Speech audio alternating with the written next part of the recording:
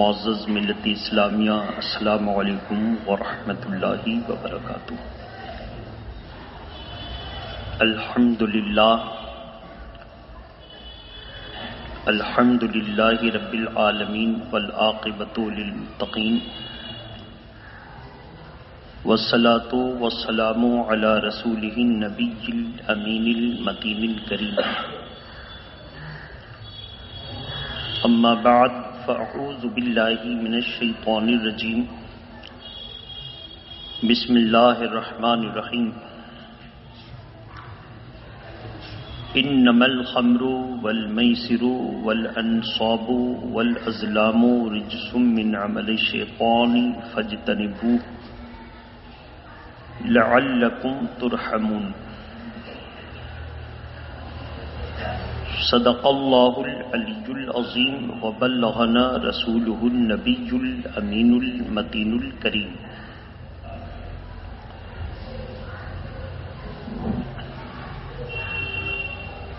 اللہ کی سرتا بقدم شان ہے یہ، انسان نہیں انسان وہ انسان ہے یہ۔ قرآن تو بتاتا ہے ایمان انہیں، ایمان یہ کہتا ہے میری جان ہے یہ۔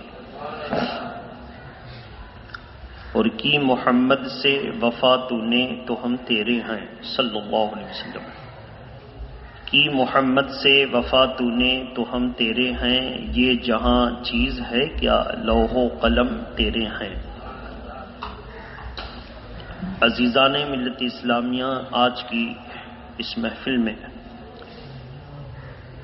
قرآن مقدس کی ایک مخصوص سورہ کی آیتوں کی میں نے تلاوت کا شرف حاصل کیا ہے۔ اللہ تبارک و تعالی اپنے پاکیزہ کلام میں ایک مخصوص سورہ میں، جس کا نام ہے سورہ مائدہ، آیت کریمہ نمبر 90 میں ارشاد فرمایا، بے شک شراب، جوئے، بت اور پاسے کی تیر، یہ سب شیطان کے کام ہیں، لہذا تم ان شیطان کے کاموں سے بچو تاکہ تم پر رحم کیا جائے۔ آج کے اس بھیانک ماحول میں ضرورت تھی کہ ہم اللہ کا کلام اپنی ذمہ داری کو ادا کرتے ہوئے اپنے عوام کے سامنے پیش کر ان سے گزارشیں کریں کہ آج جتنی برائیاں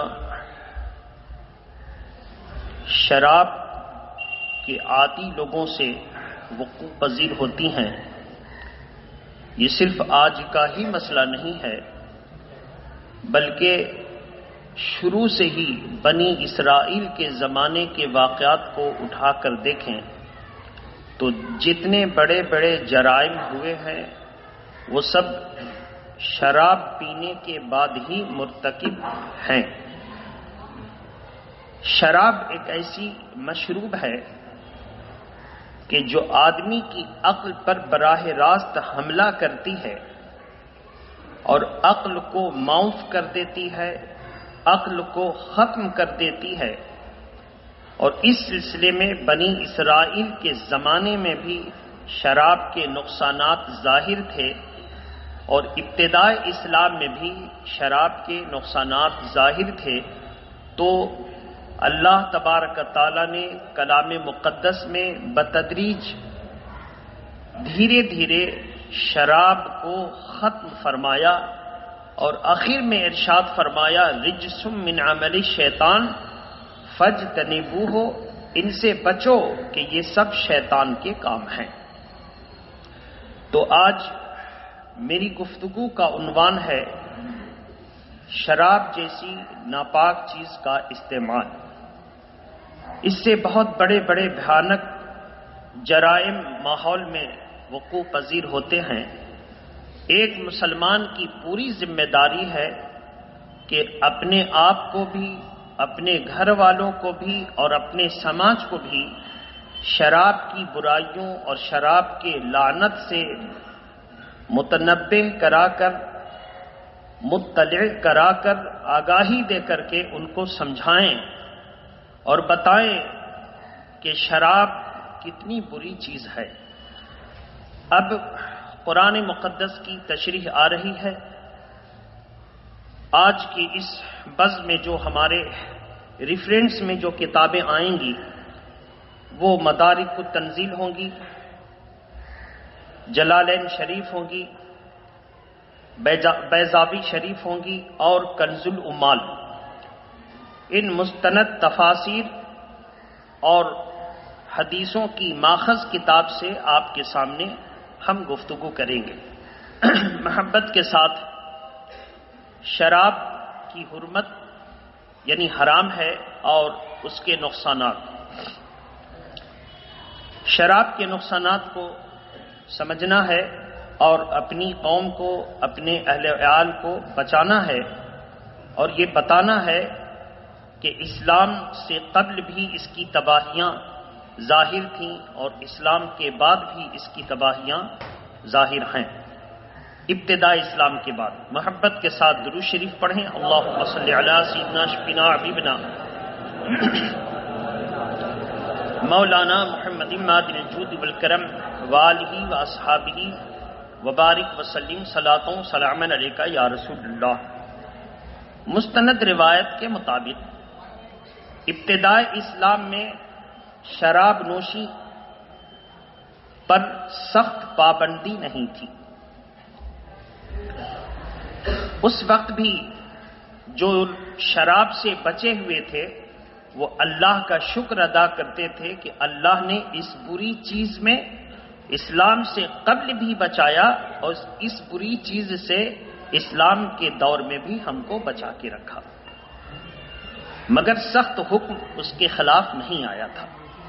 اس میں تالیف قلبی تھی کہ اگر اسلام میں ابتدائی میں سختی آ جاتی تو لوگ اسلام کی ان سختیوں سے نہ سمجھ سکتے نفع اور نقصان اور دور ہو جاتے۔ حکمت بہت سی ہے۔ بہرحال صحابہ اکرام کے 9 مسلم اسلام کو تازہ تازہ قبول کیا، بزرگ صحابہ سے قرآن سیکھا اور نماز پڑھ رہے تھے۔ نماز پڑھنے کے عالم میں قرآن مجید کی سورہ فاتحہ کے علاوہ کسی سورہ کا ملانا یا 3 چھوٹی آیتوں کا ملانا یا 1 بڑی آیتوں کا ملانا نماز کے رکعت میں واجب ہے۔ سورہ فاتحہ کے علاوہ کسی سورہ کا ملانا یا 3 چھوٹی آیت کا ملانا یا 1 بڑی آیت کا ملانا واجب ہے۔ تو سورہ فاتحہ کے بعد قل یا ایھا الکافرون کی تلاوت ہو رہی تھی، اور اتفاق سے جو نماز پڑھا رہے تھے اس وقت منع تو تھا نہیں، ہلکا نشہ کر لیا تھا، شراب پی لی تھی، اور شراب اتنی گندے طریقوں سے نہیں بنائی جاتی تھی۔ اس وقت جو شراب بنائی جاتی تھی وہ کھجور کو نچوڑ کے اس کا رس، اس کا عرق نکالا جاتا تھا اور اس کو چھوڑ دیا جاتا تھا۔ کھجور کا عرق یا رس یا انگور کا عرق اور رس اگر نکال کے چھوڑ دیا جائے تو 24 گھنٹے کے بعد اس میں جو ہے نشہ آنا شروع ہو جاتا ہے، اور اس کی تیزابیت ظاہر ہوتی ہے کہ اس کا اوپری حصے پہ پورا پھین پھین ہو جاتا ہے، یعنی وہ جھاگ چھوڑتا ہے، اور جیسے جیسے وہ پرانا ہوتا ہے نشہ اس کا بڑھتا چلا جاتا ہے۔ یہاں پہ بتا دیں، جب وہ نماز پڑھ رہے تھے تو قرآن مجید کی آیت اس طرح ہے، قل یا ایھا الکافرون لا اعبد ما تعبدون ولا انتم عابدون ما اعبد ولا انا عابد ما عبدتم ولا انتم عابدون ما اعبد یہاں پر جہاں جہاں لا ہے، لا اعبد، لا انتم، نشے کی حالت میں یہ سارے لا کو چھوڑتے چلے گئے۔ کیسے پڑھا؟ نقل کفر، کفر نہ باشد، نعوذ باللہ من ذالک، ایسے پڑھا، اعبد ما تعبدون وانتم عابدون ما اعبد وانا عابد عبدتم وانتم عابدون ما اعبد۔ نعوذ باللہ من ذالک، اس کا ترجمہ یہ ہوتا ہے، اے محبوب تم فرما دو ان کافروں سے کہ تم جس کی عبادت کرتے ہو میں بھی اسی کی عبادت کرتا ہوں، یعنی تم بتوں کی عبادت کرتے ہو تو ہم نماز کی صورت میں بھی بت کی عبادت کرتے ہیں۔ ترجمہ آسمان و زمین سے بھی زیادہ کا فرق رکھتا ہے، اور میں جس کی عبادت کرتا ہوں تم بھی اسی کی عبادت کرتے ہو۔ لہذا جب یہ پڑھا تو صحابہ اکرام جو پیچھے تھے، جو نشے میں نہیں تھے، وہ لرز اٹھے، معاملہ رفع دفع ہوا، نماز کے دہرانے کا حکم دیا۔ اب مسئلہ ہے کہ اس طرح پڑھنے سے کفر ثابت ہوتا ہے یا نہیں۔ حضور کے دربار میں یہ مسئلہ پیش ہوا، اللہ کے پیارے نبی صلی اللہ تعالی علیہ وسلم نے سخت ناگواری کا اظہار فرماتے ہوئے اس کو ام الخبائث کا نام دیا، کہا شراب تمام برائیوں کی جڑ ہے، ساری برائیاں اگر پیدا ہوتی ہیں تو اکثر ان میں سے یہی جڑ ہے۔ اور اس کے بعد اللہ کے پیارے نبی کے چہرے پر ناراضگی کے سخت اثرات تھے کہ اللہ تبارک تعالیٰ نے قرآن مجید میں ارشاد فرما دیا، 5ویں پارے کی آیت کریمہ ہے، یا ایھا الذین آمنوا لا تقربوا الصلاۃ وانتم سکارى حتی تعلمون ما تقولون۔ ایمان والو، جب تم نماز پڑھو تو اس حال میں پڑھو کہ تم نشے میں نہ ہو، اور اگر تم نشے میں ہو تو نماز نہ پڑھو۔ یہاں پہ جملہ ہے لا تقربوا الصلاۃ، نماز کے قریب مت جاؤ، مطلب نماز نہ پڑھو۔ یہ آیت کریمہ اتر گئی، لیکن شراب کو حرام قرار نہیں دیا گیا، شراب کو حرام قرار نہیں دیا گیا، مگر یہ آیت کریمہ اتری تو صحابہ اکرام نماز سے قبل، کچھ دیر قبل سے ہی شراب نہ پیتے۔ کون سے صحابہ؟ جو نئے نئے مسلمان ہوئے تھے، پرانے نہیں۔ ان میں سے بھی نئے نئے میں سے کچھ وہ تھے جو اسلام سے قبل بھی اور اسلام میں آنے کے بعد بھی شراب کو اچھا نہیں سمجھتے تھے، کہتے ہیں یہ عقل کو ختم کر دیتی، حرام نہیں کہتے تھے، کہتے ہیں یہ عقل کو ختم کر دیتی ہے اور میں عقل مند رہنا چاہتا ہوں، ایسے کہتے تھے۔ جیسے بڑے بڑے بزرگان دین، سیدنا حضرت علی مشکل کشا کا یہ قول ہے۔ بہرحال اس کے بعد قرآن مجید کی دوسری آیت کریمہ جو دوسرے پارے میں ہے وہ اتری۔ بعض صحابہ نے پہلی ہی مرتبہ جب اتری تھی تو نماز کے وقت شراب نہیں پیتے تھے، پرہیز کرنے لگے، یہ عادت اتنی جم گئی کہ اب عادت ہی بنانی چھوڑ دی، شراب پینا چھوڑ دیا۔ پھر دوسری آیت کریمہ اتری تو کچھ لوگ اور شراب پینا چھوڑ دیے۔ جب تیسری آیت کریمہ تیسری مرتبہ میں اتری تو فائنل ڈیسیزن اللہ کا آ گیا، انما الخمر والمیسر والانصاب والازلام رجس من عمل الشیطان فاجتنبوہ۔ یہ شراب، بت، جوئے کے تیر، یہ ساری چیزیں شیطان کے کام ہیں، لہذا تم ان سے بچو تاکہ تم پر رحم کیا جائے۔ جب یہ آیت کریمہ اتری تو صحابہ اکرام میں سے جو نئے نئے اسلام میں داخل ہوتے تھے انہوں نے منع فرما دیا، اور حضرت عمر فاروق اعظم نے نعرہ لگایا کہ میں بھی یہی چاہتا تھا کہ اسلام سے قبل جتنی برائیاں پیدا ہوتی تھیں ان سب میں شراب کا ہی دخل تھا۔ تو آپ سمجھ سکتے ہیں کہ اس شراب کے نشے میں نماز پڑھانے والا نماز پڑھا رہا ہے تو کتنا اختلاف پیدا ہوتا ہے۔ اب اس کے بعد شراب کی برائیاں اور مضرات بیان کرتے وقت حضور صلی اللہ تعالی علیہ وسلم نے بنی اسرائیل کے ایک عابد کا واقعہ بیان کیا. اس کو بادشاہ نے پکڑ لیا اور اس کو ذلیل کرنے کے لیے 4 شرطیں رکھیں کہ ان 4 شرطوں کو کر لے تو تجھے نجات مل جائے گی. نمبر 1، یہ شراب کا پیالہ ہے، اسے پی لے. نمبر 2، یہ آدمی ہے، اس کو قتل کر. نمبر 3، یہ خنزیر کا گوشت ہے، اس کو کھا. نمبر 4، یہ خوبصورت عورت ہے، اس سے وصل کر زنا کر. 4 باتوں میں سے اس اللہ کے عبادت گزار بندے نے سمجھا کہ قتل کرنا یہ بڑا جرم، خنزیر کا گوشت کھانا یہ بڑا جرم، زنا کا مرتکب ہونا یہ بڑا جرم، ایک ہلکا لگتا ہے شراب پینا. اس نے تینوں کا سخت انکار کیا، لیکن جان بچانے کے لیے اس نے شراب پی لی. اب جب شراب اس نے پی تو جام پہ جام چڑھانا، پیالے پہ پیالہ پینا شروع کر دیا. نشہ میں اتنا بدمست ہوا کہ اس نے ناپاک گوشت بھی کھایا، اس نے قتل بھی کیا اور اس نے زنا بھی کیا. یعنی جب تک شراب نہ پیا تھا دل گواہی دے رہا تھا کہ سب بری چیز ہے، لیکن جب نشے میں آ گیا تو ساری برائیاں ختم ہو گئیں اور ساری برائیوں کے حدود کو توڑتا ہوا چلا گیا. اسی لیے فرمایا گیا یہ ام الخبائث ہے.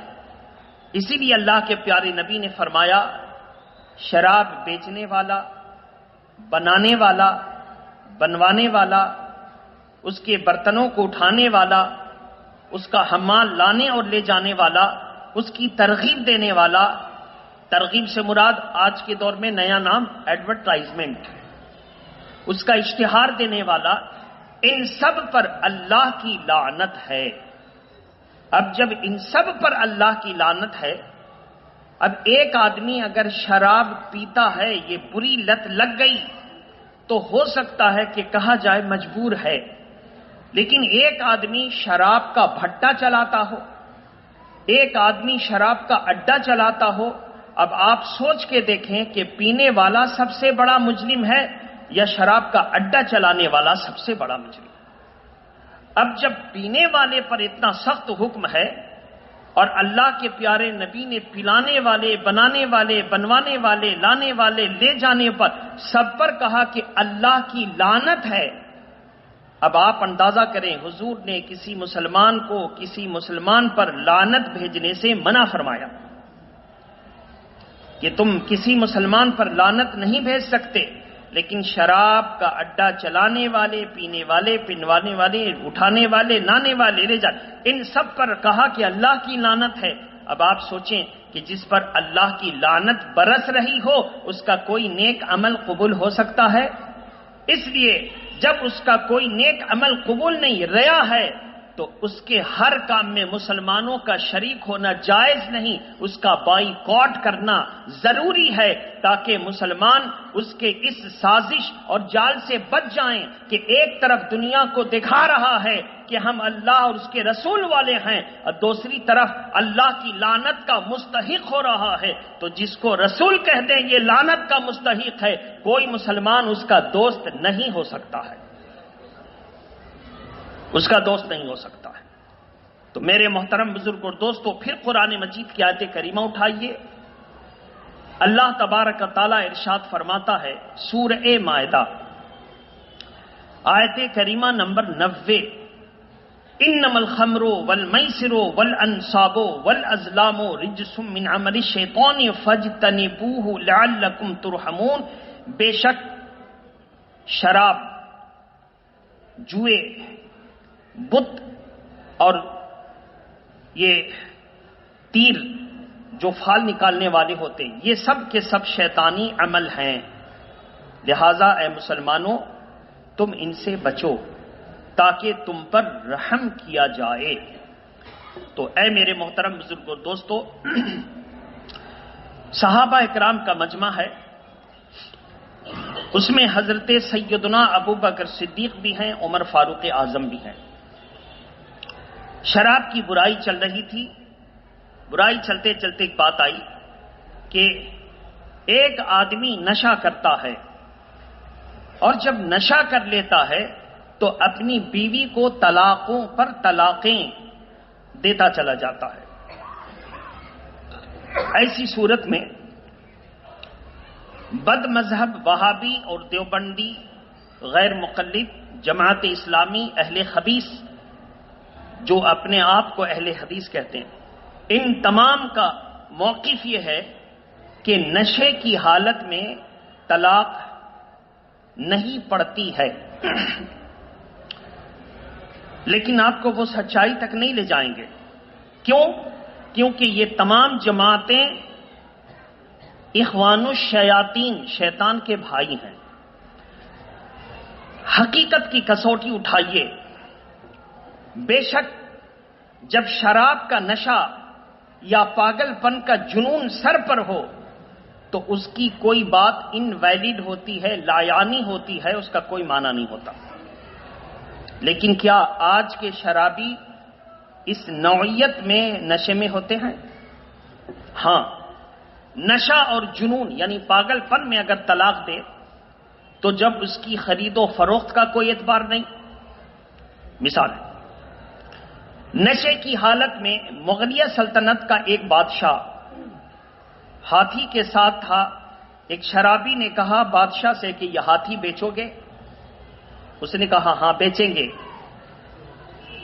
وزیروں سے کہا کہ سپاہیوں کو حکم دو اس کو گرفتار کر کے کل جب اس کا نشہ ٹوٹ جائے نہا کر غسل کرا کے میرے دربار میں پیش کرو۔ دربار میں پیش ہوا،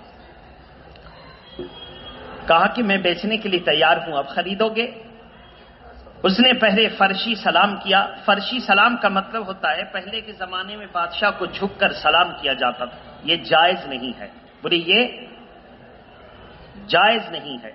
ہاتھ اٹھانا کب جائز ہے؟ آدمی بہرا ہے، ہم اگر جواب دیں گے تو وہ سن نہ سکے گا، اور ہم سلام کر رہے ہیں تو وہ سن نہ سکے گا، تو اشارہ کرتے ہیں کہ میں آپ کو سلام کر رہا ہوں یا آپ نے مجھ کو سلام کیا تو میں نے جواب دیا، تاکہ اس کی دلجوئی ہو جائے۔ دور میں ہے یہی انداز کریں گے، لیکن جب قریب میں ہے تو ہاتھ اٹھانا سنت نہیں ہے۔ زور سے بولیے، ہاتھ اٹھانا، زبان سے جواب دینا واجب۔ واٹس ایپ پہ اس نے میسج کیے، ٹیلی گرام پہ، فیس بک پہ، جیسے بھی ہو میسج کیے، تو آپ اس کو واٹس ایپ ہی پہ جواب بھیجیں، ضروری نہیں ہے۔ اس نے سلام کیا، آپ نے پڑھا، آپ نے جواب دے دیا، جواب ہو گیا۔ ہاں، اگر جواب پہنچا دیا پھر واٹس ایپ میں جواب دے دیا، کسی بھی چیٹ کے ذریعے جیسے آیا تھا ویسے دے دیا، تو جواب اس کے پاس پہنچ گیا، اس کو تسلی ہو گئی۔ لیکن جیسے حکم کیا ہے، یہ آج کا نیا مسئلہ کہاں سے نکلتا؟ قیاس، پرانے مسئلے پر اس کی بنیاد ہے، پرانے مسئلے کو بنیاد بنا کے تولا جاتا۔ مثال کے طور پہ پہلے جب خط آتا تھا، اللہ کے پیارے نبی صلی اللہ علیہ وسلم جب صحابہ کو کوئی حکم نافذ کرتے تھے تو صحابہ اکرام حضور کا مہر بند خط کھولتے اور جب اس پر سلام پڑھتے تو پہلے جواب دیتے وعلیک السلام یا رسول اللہ صلی اللہ علیہ وسلم۔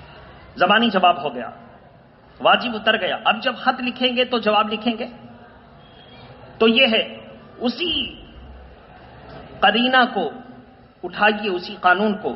اب دیکھیے کہ یہ خط چاہے واٹس ایپ کی صورت میں ہے، چاہے بپ کی صورت میں ہو، ٹیلی گرام کی صورت میں ہو، فیس بک، جیسے بھی آئے، جس ذریعہ سے بھی آئے، سلام کا اسی وقت جواب دینا واجب ہے، اگر وہ مسلمان ہے، مومن ہے، بدعقیدہ اور بد مذہب نہیں ہے تو بہرحال تو میرے محترم بزرگ اور دوستو، درود شریف پڑھ لیجیے، اللہم صلی علی سیدنا شفیعنا حبیبنا مولانا محمد وآلہ واصحابہ وبارک وسلم، صلاۃ و سلام علیکہ یا رسول اللہ۔ اب ایک دم قریب رہ کر سننے کا موقع ہے۔ وہابی، دیوبندی اور ان کے جتنی جماعتیں ہیں، ان کا ماننا ہے کہ نشے کی حالت میں طلاق دینے سے طلاق نہیں پڑتی۔ ہم کہتے ہیں بے شک نشہ بھی تو ہو، کیسا نشہ ہو، اسلام نے اس کے لیے کچھ قانون رکھا ہے۔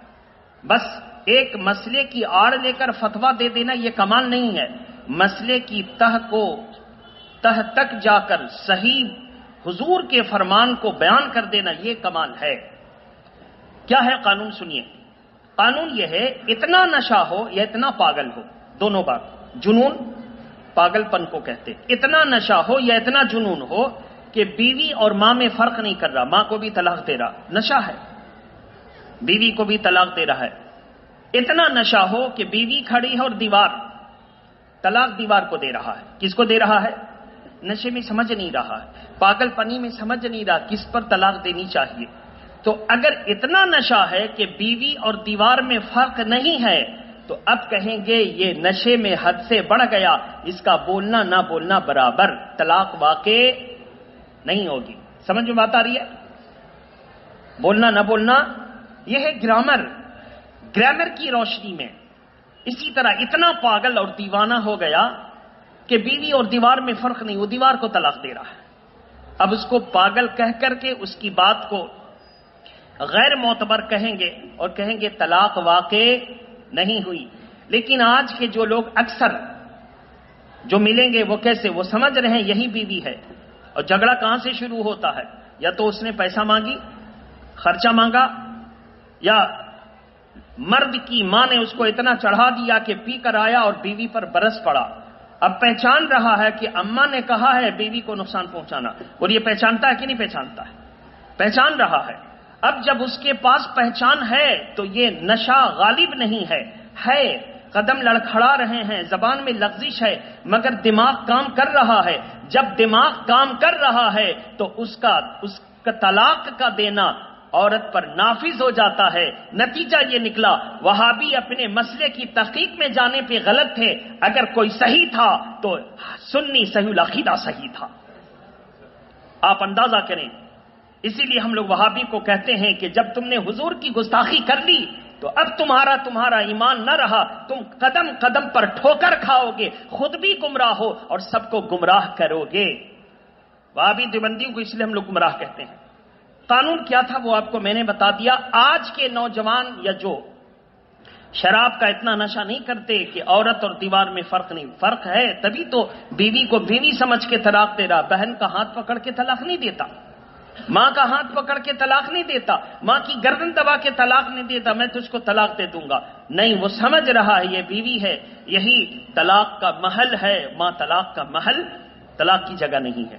تو جب اتنا نشہ ہے تو طلاق واقع ہو جائے گی، جبکہ پہچان رہا ہے، عقل ختم نہیں ہے۔ تو میرے محترم، یہ شراب ہی ہے اور یہ جنون عقل کو ختم کر دیتی ہے، مگر اگر جام پہ جام نہیں چڑھایا ہے تو عقل ختم نہیں ہوتی، اور جب تک عقل ختم نہیں ہوتی اس کا قول مانا جائے گا، اس کا قول، اس پر عمل ہوگا، طلاق دے دے گا تو ہو جائے گا، کوئی چیز خرید لے گا تو ہو جائے گا، نہیں تو پھر بڑا مشکل ہو جائے۔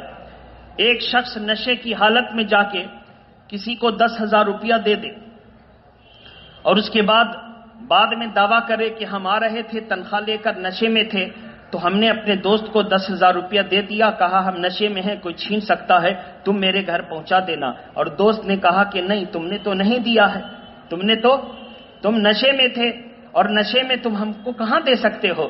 تو یہ ہلکا نشہ والے کو بھی دھوکہ کر لے گا۔ کیا کر لے گا؟